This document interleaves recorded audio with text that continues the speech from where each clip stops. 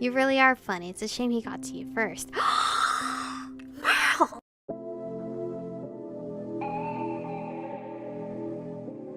We're born in the moonlight. Ain't no fair to say. Can't breathe in the sunlight. Hello, Aromas. This is Aromie here. Welcome back to Changeling. Right here, learning more about Real, the girl that has stolen my body, and I'm praying my girl's gonna like realize this whole thing started because we were trying to help Spencer, but then she's gonna have a major headache because they're fairies. I leaned both elbows on the table and rubbed my forehead. The whole I can do this bravado wobbled a bit, but I took a long, slow breath. I couldn't keep breaking down over every little thing, though this is kind of a big thing. Exactly how long do I have before this impending soul merge or body implosion? I can't say. Days, weeks, maybe? Fairies suck. Corvin, I did ask you to stay in the kitchen. A familiar blonde curly head popped up over the half wall that separated us from where the kitchen was. But I already got the drinks. He brandished the cups to prove it, as if that somehow proved he wasn't eavesdropping. It's fine, and in case I was going to tell him all along what we talked about. Corvin didn't need an invite. He immediately joined us, setting 4 cups of coffee on the table miraculously without spilling anything. Exactly how much of that did you hear? Corvin fidgeted with a cup and kept shooting me little sheepish looks. Well, basically, nearly everything. So he just stood there the whole time. Merle looked annoyed, but it didn't really bother me. It stopped me from having to explain everything anyway. But I still wasn't sure about the next step we should take. I wasn't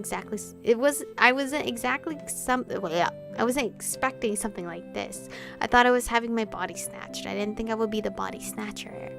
And the things about soul merging and death. How do we fix this? Merle, you mentioned undoing the merging thing.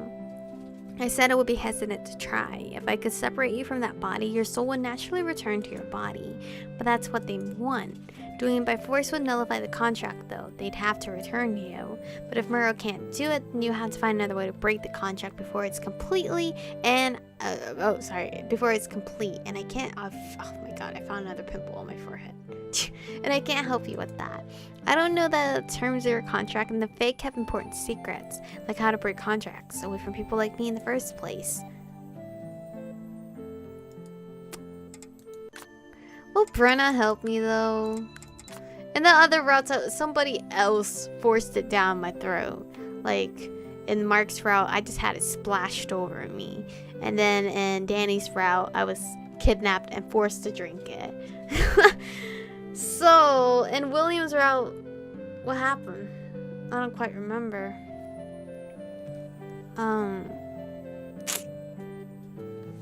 Should I ask more information? Suggest getting advice from Brenna? I highly doubt she'll help us. Okay, you said fairy contracts can be pretty simple. What sort of things could have initiated a contract to begin with? It could have been as simple as having a fairy flower in your room to invite them in. But if they took this trouble to seal up your memories, then I imagine it was more than that. Either a much bigger incident, or maybe you went as far as to actually strike a deal with them about something. Strike a deal.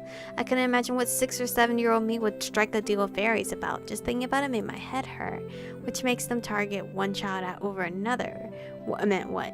Like, why go for me specifically? Who knows, maybe you were just convenient. Maybe you had a particular strong life force. Part of the reason for the soul swap in the first place is to protect the human souls. Protect it from what? Humans that stay in fairy for a long period of time are affected by the exposure to Fae magic. They become more and more fairy-like as time passes, which could mean that their life force becomes weaker over time. Keeping their soul in the human world until they reach maturity is another way to ensure it stays potent until the time they're old enough to breed. Therefore, humans with exceptionally strong life force are pretty attractive. I hate fairies. I would never understand how many species could justify this, no matter how far removed their moral code was from humanity. Well, this is all just speculation. We have no way of knowing for sure why they went after you. The more important thing to figure out is how to break this contract. I was with the Fae for a long time, but in the end, I was never one of them. So I just need to get answers from someone who does know. You mean like Brenna or Ewan? I was leaning toward Brenna. That Kate seed that lurks around. I doubt she'll be willing to talk. Like I said, fairies guard their secrets pretty zealously. No matter who owns that body, you are still human. She helped me before, several times actually. It can't hurt to ask. In the end, if Brenna won't help, and I can't recall how the contract was initiated, I may still need your help, Merle. I don't know that choice really puts a huge impact on anything, but I'm gonna stick with my choice. If I do it, there may be some unforeseen consequences, and the cost would have to be high. No freebies, I take it. It doesn't work that way. For the good of everyone involved, payment has to be equal to service rendered. I'm not willing to be carted off to fair to be used as a brood mare. We're not there yet. We can look for other ways to break the contract, and you can still try to weasel it out of your fairy friend.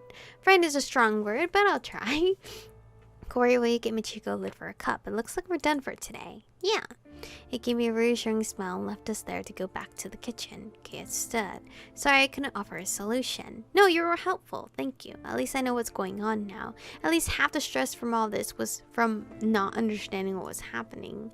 Kate left too, and it was just Merle and I. I mulled over the conversation. It was going to take a while for all this to sink in.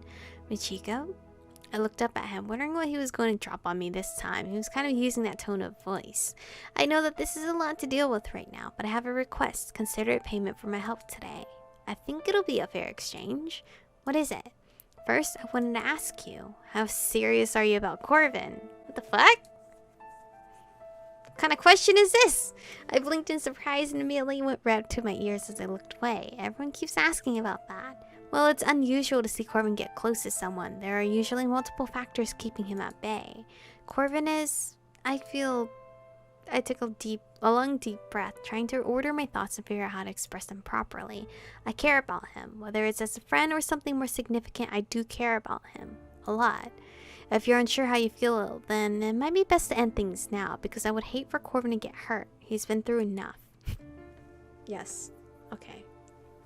Guess what? I'm not a heartbreaker. I would not do anything wrong to Corvin. He endures more every day. I also don't know what's going on with Corvin either. So he was asking me to stay away from Corvin. Was that it? Oh no, is this where we're gonna get split apart? By a third party? By a third party! We're getting split up. Boy, this is a major choice. That isn't your call. I took a deep breath. Sorry, I took a breath. I didn't take a deep breath. I took a breath and leveled a serious look at him. That isn't your call. He looked surprised at the answer. Telling me to figure it out or go away isn't something you get to do. No one figures out things like this overnight. Even while dating, people still take time to figure out how they feel about each other. It's normal. You can't tell me to get on with it or go away. Merle laughed quietly. I see. I guess I understand why he likes you so much. Then in the meantime, I want to ask you to take care of him. Right now, he should be focusing on other things, but instead he's trying to help you. You're talking about the override that's lurking around. A look of surprise flashed over his face. That's right, I didn't think you knew about that. Well, I guess it somehow involves me. Corvin won't really tell me all the details, which I'm not thrilled about, by the way. But I know an acquaintance of mine is also related to it. Then I won't share the details either. I just don't want Corey to come to harm because he's more focused on helping you. So I'm going to trust you to look out for him. I don't know how much help I'm going to be with looking out for him, but I'll do my best. Good. Corey's already way too self-sacrificing when it comes to the awry, especially when it involves people he knows. And especially now because it involves someone he cares very much about. So I'll feel better knowing you're keeping an eye on him. If you really care about him in return, don't let him do anything stupid. That's like asking me to move a mountain. He laughed a little at that. You really are funny. It's a shame he got to you first. Merle! You can't do that! You can't say shit like that because you're really handsome. And you're not even dateable. Oh my god, this guy. Oh my god. I covered my face with both hands, groaning. Can you please stop saying that? But you're kind of cute when you blush like that. Merle, stop! Oh my god, where's Corvin? Is everyone in your family like this? Merle laughed again. Well, he leaned closer and pulled my hands away, holding them tightly. Listen, Michiko, keep on your toes. The issue with your soul is serious, but so is the matter with this awry. I trust you can handle the soul issue on your own, so don't let Cord get too distracted with it. If he neglects his other duties, you'll both end up hurt. Make him tell you what he's doing. You might be the only person who can finally talk some sense into him. I'll try. whatever that means. The door to the kitchen suddenly flew open, and Corvin fled as if someone was after him. A chorus of laughter followed him out. I wonder what on earth was going on in there. Merle stood as Corvin rejoined us. I need to get back to the cafe. I said as well. Thank you, I really do appreciate the guidance. Let me know how your talk with that fairy goes. If she refuses to help, we'll get on it. I will. Merle went back to the front counter. Corvin looked at me curiously as he put the lids on our coffee. You okay? No! Your brother, cousin, whatever the hell he is, because I feel like he's not your brother, is hitting on me. I didn't know. I didn't think I was okay exactly, but I didn't have time to be what? But I didn't have time to not be okay. And what the fuck? Okay, I'm just like slamming my mouth for some reason. And I didn't want to worry anyone more than I already had, especially when Corvin had his own worries and apparently wasn't taking care of himself because of me. And now talking sense into him was another thing on my to-do list. I didn't know what to say, but it was staring questioningly, so I had to say something. I'm okay. I'll be okay. It's just a lot to take in, but I'm glad I came. Corvin led me out of the cafe, but we stopped just outside the door in the sunny courtyard. It feels like some kind of demented domino effect. One thing goes wrong, then everything else crumbles too. One minute I'm just a normal girl, then suddenly I'm a fairy, except then I'm not really a fairy. I'm a human residing in a fairy body with another fairy that's trying to kidnap my soul. Are you keeping you're keeping up, right? Why couldn't someone just hand me a wand and tell me to defeat a dark wizard? I think it would be easier. Can I help? You're already helping enough. You've helped me more than anyone else. I'm just complaining. For now, I'm going to just hunt Brenna down and make her give me answers. We'll figure this out. You're not alone. I know I'm not alone. But I need you to focus on your job too. But don't get so caught up in helping me that you neglect yourself, okay? I'm not. I know better. There's a lot you haven't been telling me, and some things you've been less than honest about. Which for someone who clings to like honesty is kind of hypocritical. He looks hurt when I said that, but it was true. I'm not mad, but I will be mad if you're so focused on my problems that you don't take care of yourself. Kara's dream is still lurking around. Clearly you didn't manage to catch it yesterday. You could have been dealing with that last night, but instead you were dealing with me. I don't regret helping you last night. I know that. You're honestly the best guy to respond when I need help. Corvin is literally that guy. Elliot too, at times, but not really at that shack area. I was talking to the spider, that was not him.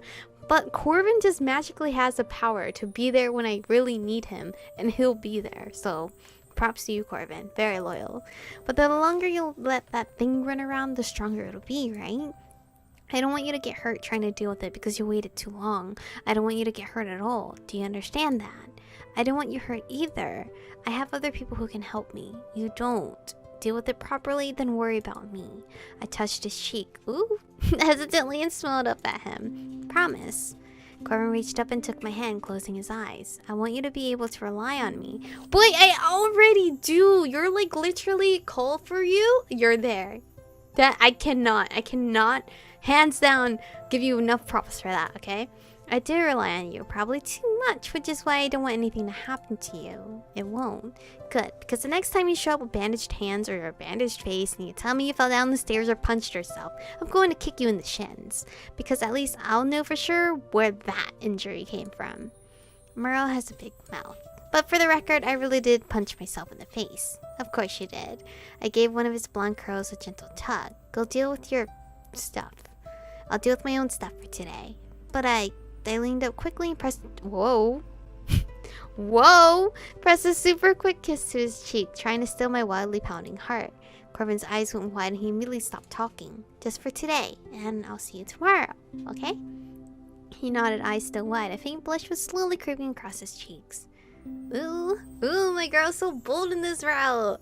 I smiled at him and quickly stepped through the club door, closing it behind me. What did I just do? I don't know. You kissed him. On the cheek. Or head. The cheek. Hi. Hi, Allie. Allie was waiting in the club room when I got back. She immediately knew something was wrong. Michiko? I'm okay. Please don't ask if I am, because I'm tired of saying I'm okay. I need to talk to Brenna. Brenna? About what? Changelings. I gave her the abridged version of what Merle said to me about my soul issue and everything else. Listen here, I might die if I don't find Brenna because there's 2 souls in me that are fighting for this body. I might die. Need to find Brenna. Easy. Easy summary of what's going on. I tried to keep it brief and she didn't really ask questions. Did she just listen quietly, nodding her head occasionally? I don't know how much help she'll be. Yeah, that's what the others said, but I'm going to try it. Maybe I can bribe her. I really don't have many options here. While you were gone, I got something together for you, with lots of help from a friend. She had a little black pouch. I took it gingerly and dumped the contents on my lap. One is St. John's wort. We know it works on you, so we try to sprinkle some on your doorway, maybe a little on the windowsill. It'll hopefully keep you from being able to leave your room at night. The other one is a mixture of foxglove and bluebells. Sprinkle it down when you want to neutralize the St. John's wort. It's a temporary measure, one we threw together pretty fast, but hopefully it'll work until we get more permanent solution. Shelly seemed pretty confident. My phone chimed, then I pulled it out, surprised to see a text from Mom. Need you to come home. Fuck. Okay, well, hold on, Mom. I'm gonna come home in the next episode. Anyway, whoa! This episode, we got hit on by Merle, and then we kissed Corvin on the cheek, and situation is like confusing. I'm assuming my mom needs me to come home now because something is happening to Grandpa, and she's gonna catch us up on all that. But I thank you guys for watching today's episode. Stay beautiful, and I'll see you guys in the next one.